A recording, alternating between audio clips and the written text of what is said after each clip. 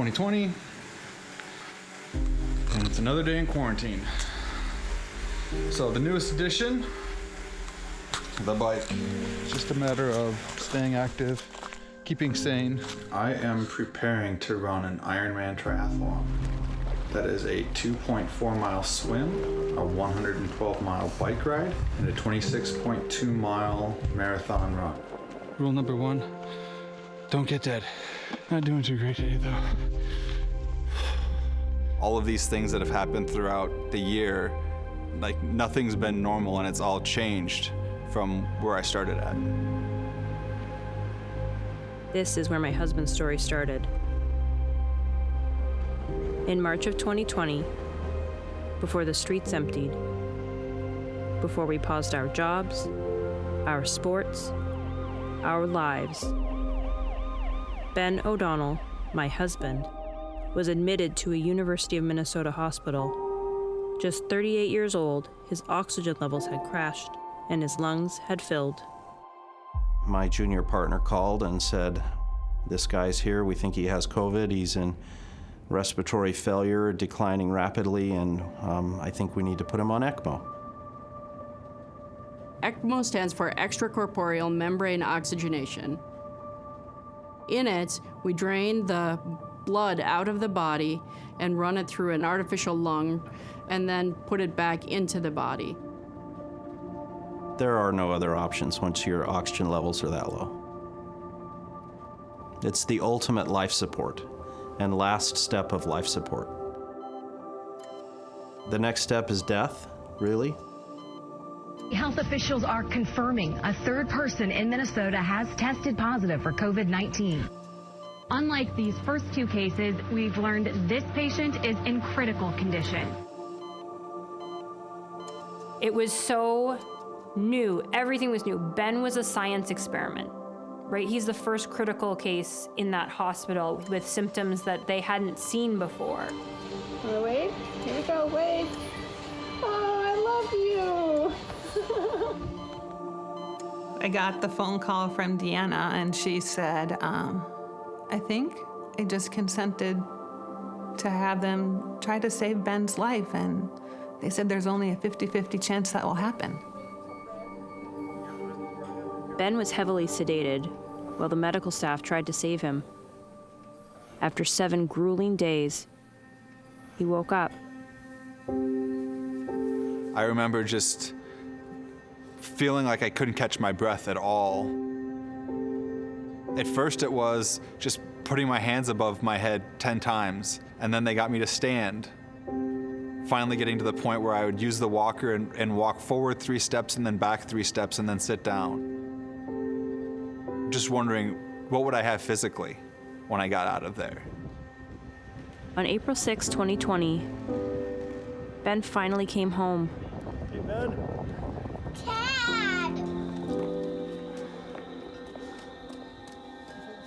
He lost 45 pounds while spending 4 weeks in the ICU.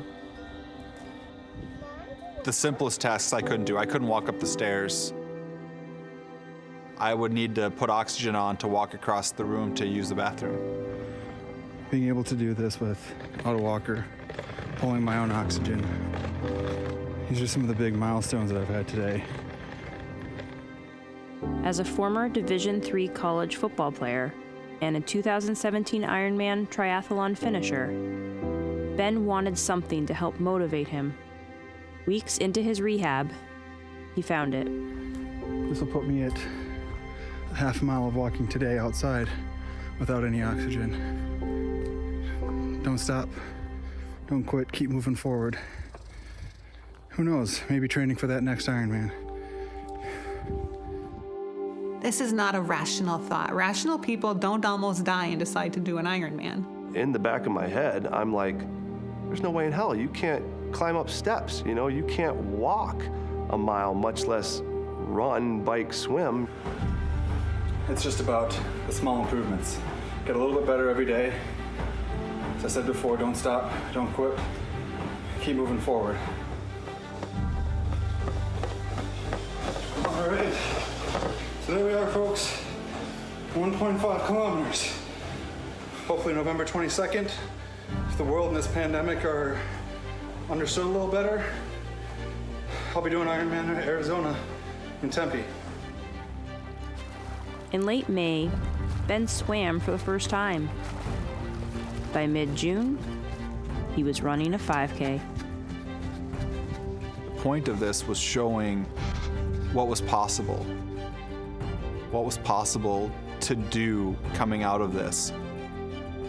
Even as bad as I was in the hospital, that it's something that you can come back from.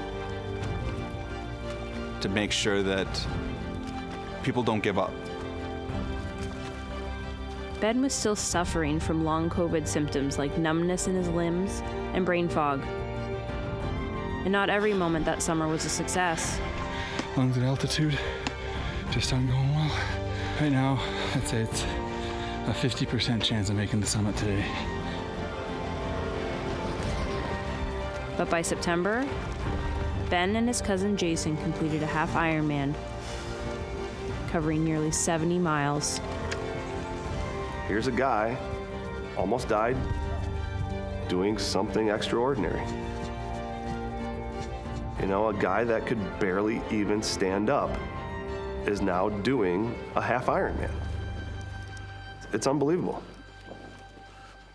But with COVID numbers skyrocketing again, Ironman postponed its Arizona race in November, and the many others that followed. But my husband kept on training. In his van, in the garage, or in the laundry room. I don't know when, I don't know where. I'm just going to keep training and see which race is actually going to happen. I really hope he does finish. But if he doesn't, he's still an Ironman. And I'm still proud of him, and I love him very much. And I wanted him to know that. Somebody wanted you to read this today.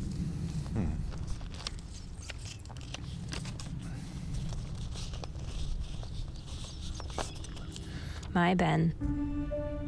It was May 3rd, 2020, 27 days after you were discharged from the ICU, and just 1 year and 21 days from today that you proclaimed in your sister's living room you were going to compete in another Ironman. We both know it seemed like an improbable goal at the time, but a necessary one to give you hope and a path to getting as much of yourself back as you could. I was nervous when you made that proclamation because there was so much unknown about the damage the virus had done to your body. But I know now that that was the point of you placing that beacon for yourself at the end of your path. You had the courage to try. And it is only through trying that you succeeded in your goal to get back your life. Your consistency, integrity, and resilience are the foundation of your character, what brought you through the dark days, and are what I admire in you the most. I hope you feel nothing but pride in yourself.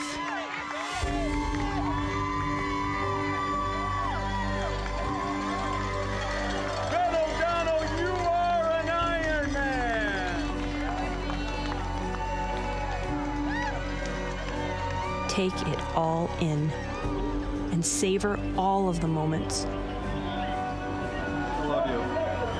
I am so proud of you. I wish we could be there with you as you write these last few lines of this chapter. My heart aches that we are not there to hug you and share this moment with you. Now hurry home so we can start writing the next chapter of our adventure. All my love, Dee.